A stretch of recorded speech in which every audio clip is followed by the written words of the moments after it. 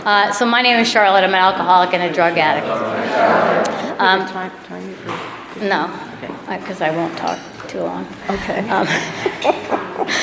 I wanted to just give you a little briefing of who I am, because I kind of walk in this meeting and no one knows anything about me. So I just wanted to tell you that my sobriety date is July 12th, 2001. And I am about a year on the other side of doing this work. At 19 years sober, I hit a spiritual bankruptcy that pretty much totaled me. And although I didn't drink, I'm sure it was really close. I don't have any memories of wanting to drink, but I'm an alcoholic, so that's kind of what I do, you know. So I asked someone, and I had to, I'd been very active in AA, and I'd been very active in the fellowship and in the program, but I just hadn't been active in my own AA, and I hadn't done any work. So at 19 years sober, I had to admit to someone that I had not done my steps, and I had actually never even opened the big book. I don't recommend this. It was not a good idea, and my life, all my resentments are proof of that. All the writing I had to do. But, so I asked someone, my hairdresser, to take me through my steps, and she said she'd be honored, so that was pretty cool. I just started doing the work. It was the middle of the pandemic, I was not working, and I sat at my table every day for 4 hours and just cranked it out. And I'd get up at like 4 o'clock in the morning because it was really quiet and I didn't hear anything, and not that I would have heard anything anyway. I was living in Western Mass, but I would just sit at the table for 4 hours and just write and write and write, because as I learned later, most of my writing was not actually of my own doing. And when I read it, I thought, Jesus, did I write that? Because that doesn't sound like something I would have said, And so, it's kind of cool the way God creeps in that way and takes over for you when you think that you can't do it. Anyway, God was waiting for me, because he wanted to lighten his load, and he was grateful that I was about to lighten mine. So when I started writing, it just came pouring out, and that was fabulous, Okay, so let's talk about the steps. Yeah. These steps, for me, I had to take notes because I'm old. The steps are in perfect order, and when you're done with 6 and 7, you'll be ready for 8 and 9. And when we come in, we see that curtain that says the steps on it, and you think, well, I'll do 1, 4, and 9, just like that. And you start making amends to people you haven't seen in 4 years, and we're like, no, don't do it that way. That's not a safe way to do it at all.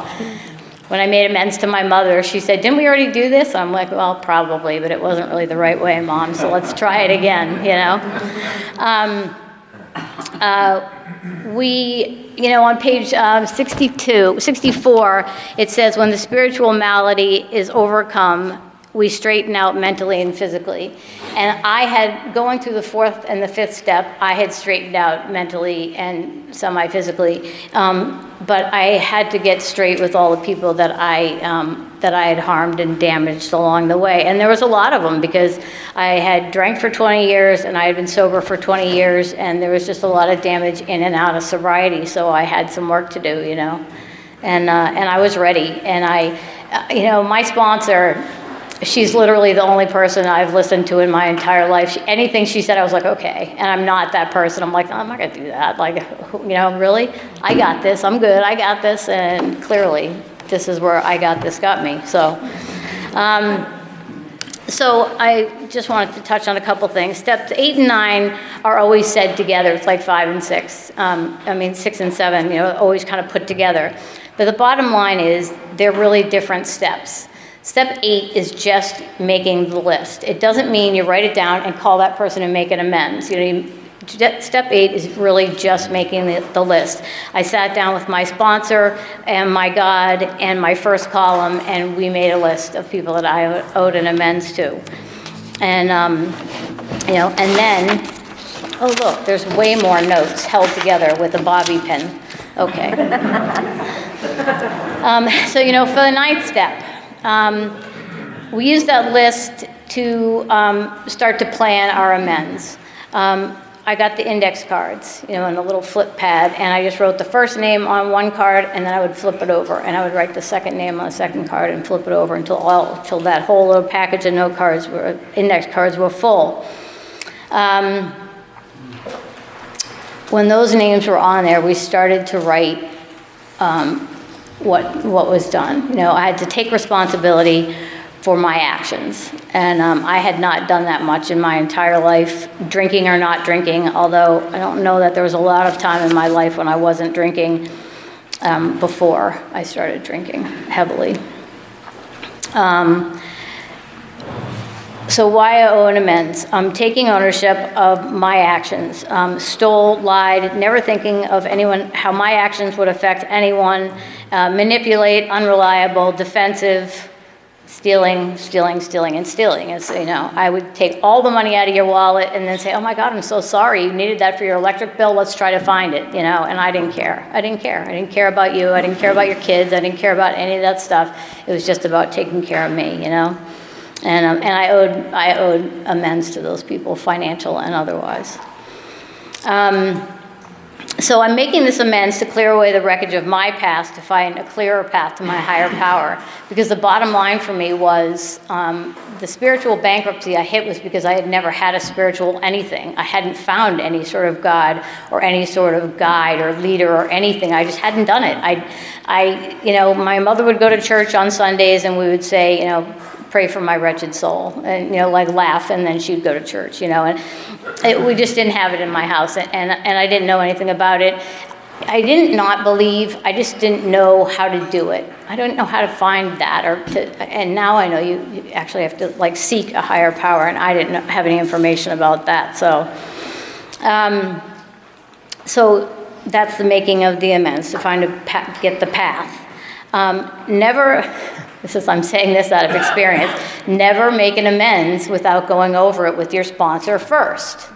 Because there's a really good chance that you didn't write it right, or you just dropped a couple wrong words here and there, and she'll straighten that right out for you. And actually, when she did, I was like, oh my God, that makes so much more sense. So I kind of lucked out with her. Then, this is the weirdest thing ever. It's like asking somebody to the prom. You have to call and make an appointment, right? And you have to say, you know, everybody knew I was sober because I've been sober for a long time. And you know, so this is a process, not an event. It's not like, this isn't like a group email where you're like, dear fill in the blank. I wanted to make an amends for fill in the blank. You know, it wasn't like that. It was like I had specific things for specific people, and I needed to get in touch with them and talk to them about that, you know.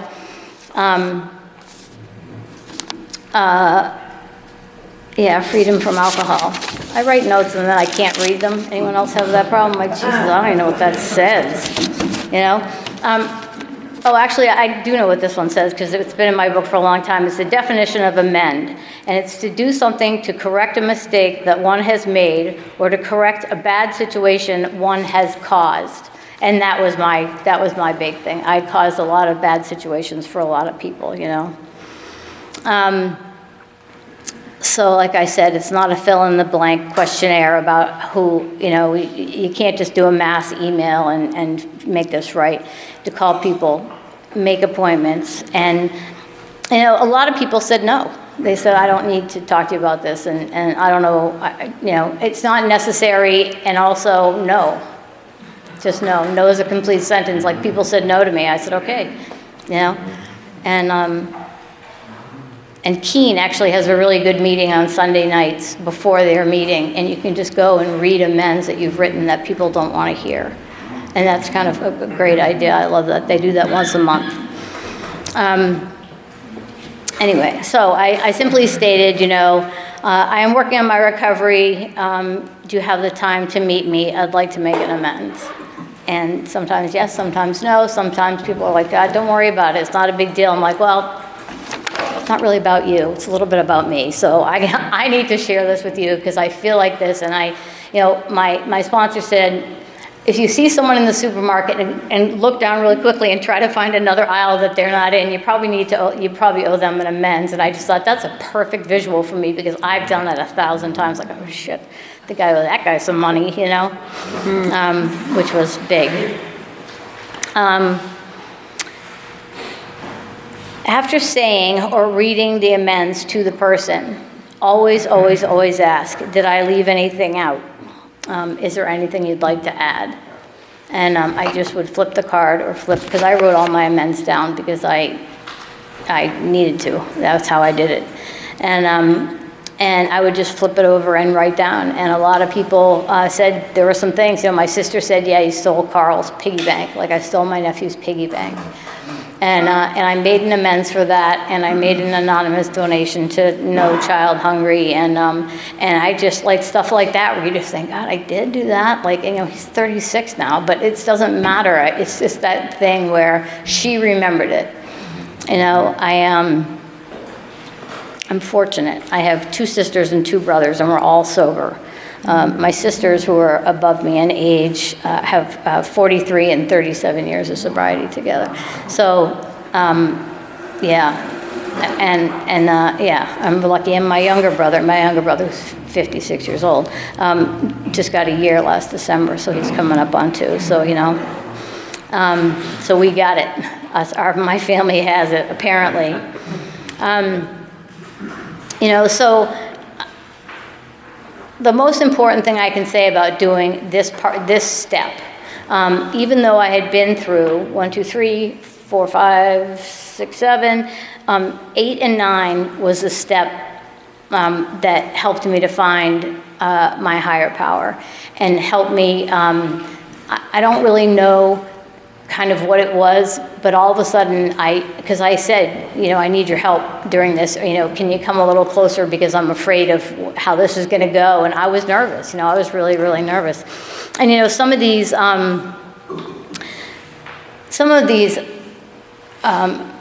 things that I had held on to for a really, really long time, you know, during my drinking and in my sobriety, and those were, you know, family stuff, but I was afraid of how that was going to go. And, you know, a lot of time, and I will not lie to you, a lot of times where I thought they were going to be really big, bad, scary amends, people are like, I don't even know what you're talking about. I'm like, Jesus, really? Are you kidding? Because I've been holding on to that one, you know? Jesus. You know, I'm going to tell you one for my little brother, but I won't get through it without crying, so just deal with me. My little brother, when he was 12 years old and I was 18, I had left home when I was 16 years old. I tied sheets together and climbed out the window because the drama queen. My mother asked me to come home and babysit for him. And I said I would. I was 18, he was 12. And I brought a half gallon of vodka and a box of razor blades. And my idea or my goal was that I was going to commit suicide that night. Never, ever thinking about this kid, right? Never. And so I got good and drunk, and he's downstairs watching TV or playing Nintendo or whatever they play with.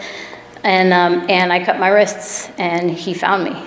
And he had to call an ambulance, and, you know, and he was there by himself with an ambulance, and a neighbor happened to drive by and took him and whatever. And my whole entire life, I thought I had ruined this kid, you know, like he suffered from really bad anxiety and really bad depression.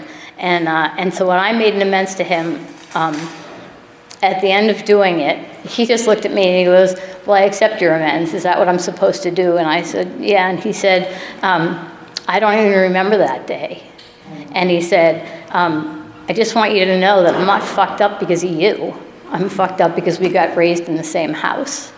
And I just thought, oh my God, like I had carried that for me and for him for 30 years, you know, 40 years, 50 years, whatever, however long, you know. And so the reason I tell you that one is because it was so huge and so heavy, and it's not always the case for the person that you're talking to, but we still do it anyway, especially when they say, you know what, you don't really need to make an amends for this. And most people don't even know what an amends is, you know, so, but it's still so important. It was so important to my growth and my sobriety and my relationship with my God, because I needed God to be there with me, and I prayed the entire time on my way to his house in Vermont, you know, and it's changed things. It changes all the relationships afterwards. You know, my siblings and I are much closer, and I'm grateful for that. And, you know, my older brother passed away a few years ago, and I stood in a field and where I'd sprinkled his ashes and made an amends to him. And when I got back in my car, I had missed 2 messages from one daughter and the other, he has 2 daughters, so I missed 2 calls from both of his daughters. And I just thought, wow, I get it. Thank you, I get it. You know, that was a good one, and I appreciated that. You know, I don't know how much more I have to tell you about this. The bottom line for me is, the pure honesty that it took to write these amends down, and the pure honesty that I felt after I had made an amends to people, and the closeness I felt with the higher power afterwards was outstanding. It was just, that was definitely my spiritual experience, and I am grateful for that, you know. And you know, I just asked myself before everyone, you know, how free do I want to be? How free do I want to be? I want to be free. I don't want to have to worry or think about damage that I've done to people in my life, you know. And there's people now that I run into the supermarket, and instead of changing lanes, I just go up and I go, hey, you know, do you remember me? Do you remember that time? And, you know, and I just wanted to let you know, and I make an amends on the spot, because that's what we're taught to do, right? Because even if they're not carrying it, I'm carrying it. If it's in my brain and in my heart, I'm carrying it, whether I want to be doing it or not. So, you know, really grateful to be here today. Always so grateful to be sober, and thank you for listening.